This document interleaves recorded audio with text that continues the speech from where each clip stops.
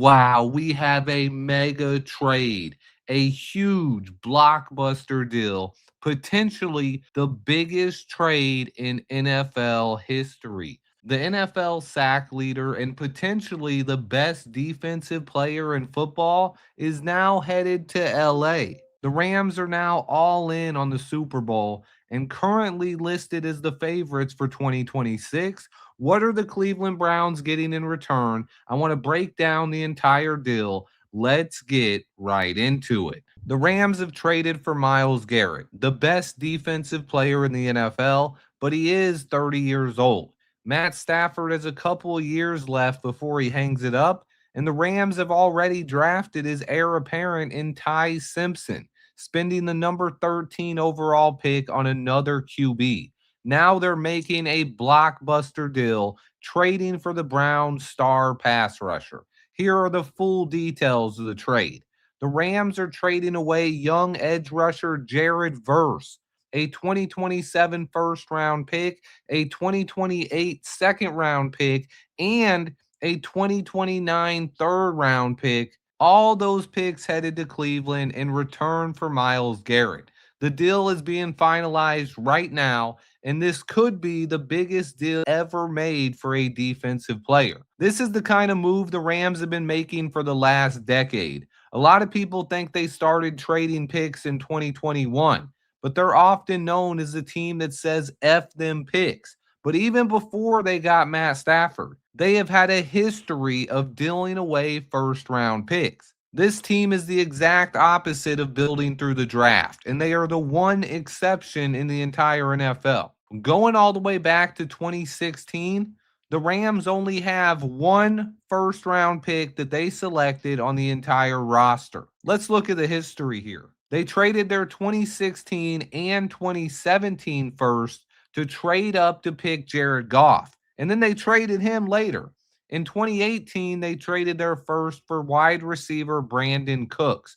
2019, they traded out of the first round. They moved down and got a second and a third from the Atlanta Falcons. They traded their 2020 and 2021 picks for cornerback Jalen Ramsey. Oof, that one hurt. Then they traded their 2022 and 2023 picks for Matthew Stafford. 2024, they drafted edge rusher Jared Verse, who was their lone homegrown first round pick, but he has now also been traded. 2025, again, they traded out of the first round with the Falcons again, but this time they got a 2026 first and more in return. They kept the Falcons pick, but they traded their own first round pick for cornerback Trent McDuffie from the Kansas City Chiefs after entering this year with two first rounders. And then they drafted quarterback Ty Simpson. But since taking Todd Gurley in the first round, way back in 2015, the Rams have either traded their pick or traded the player for 12 straight seasons now. The only players they selected in round one, Jared Goff and Jared Verse, were both traded away. The only first round pick that they have selected on their entire roster is going to be their backup quarterback, Ty Simpson out of Alabama. This is a team that does the exact opposite of building through the NFL draft. But the Rams are now all in for 2026 and have instantly become the favorites to win the Super Bowl, which happens to be in LA at SoFi Stadium this year. A chance for them to play a Super Bowl at home. The Rams have put all of their chips in, and they went all in on this move. But it's kind of an all or nothing deal here, and I really don't know how to feel about it. Fast forward 3 years, and how will this deal look then? Myles Garrett will be going on 34 years old. Matt Stafford will be 41 years old, going on 42, and most likely be retired and out of the NFL, and the Rams will be led by Ty Simpson. On top of that, there are multiple reports now that they might lose some other players in free agency soon because of this. Reportedly, they will not offer a deal for Puka Nacua. Can they even afford to re-sign him? Maybe not. But when you're looking into the future, Davante Adams could retire as well. And the Rams could be facing a long rebuild. without much homegrown talent or many draft picks. This is an all or nothing move by the Rams. They are all in for 2026 and 2027. If they win a Super Bowl, then you can consider this a success because winning a Super Bowl makes it all worth it. But if they fall short of expectations here, because it also takes some luck to win a Super Bowl. If they don't win in the next 2 years, this is the kind of move that could end up setting the franchise back for a decade or more. It all comes down to if they can win a Super Bowl or not. For the Browns, I consider this a huge win. Just getting Jared Verse and a 2027 first rounder, to me, that would make this a win already. But then you add a second rounder in 2028 and a third rounder in 2029. They're getting younger, they're saving money, and they got 2 first round picks for that stacked 2027 draft class. And when you look forward the next 3 years, Jared Verse could be even better than Myles Garrett. Now, I know how good Myles Garrett is, but when he's 34, Verse will be 28 years old. He's only been in the NFL 2 years, and he's already a 2-time Pro Bowler. I am a big fan of Jared Verse. So the Browns are getting a lot younger. They're getting a ton of extra draft capital and a young 2-time Pro Bowler with 3 years left on his rookie deal in Jared Verse. They can also get out of Deshaun Watson's deal next year. And these extra picks will help them complete the rebuild.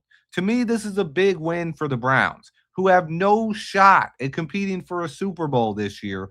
They've gotten younger, they've added more talent, and they have a ton more picks. On top of this, Jared Verse grew up in Ohio, and now he gets to return home. I believe he will be a staple on their defensive line well after Myles Garrett hangs up his cleats. But these are the full details of the trade. Basically, 2 first round picks, a second, and a third, with one of the first round picks being Jared Verse, a guy who is already a 2-time Pro Bowler. But when it comes to the Rams, this trade all started to materialize after the Browns restructured Myles' deal. Interestingly enough, the next big domino to fall in this deal was the Rams drafting Ty Simpson at quarterback. According to multiple reports, by having their next quarterback already in place, it gave them the flexibility to go all in for Garrett. I honestly don't understand that move. I have to be honest here.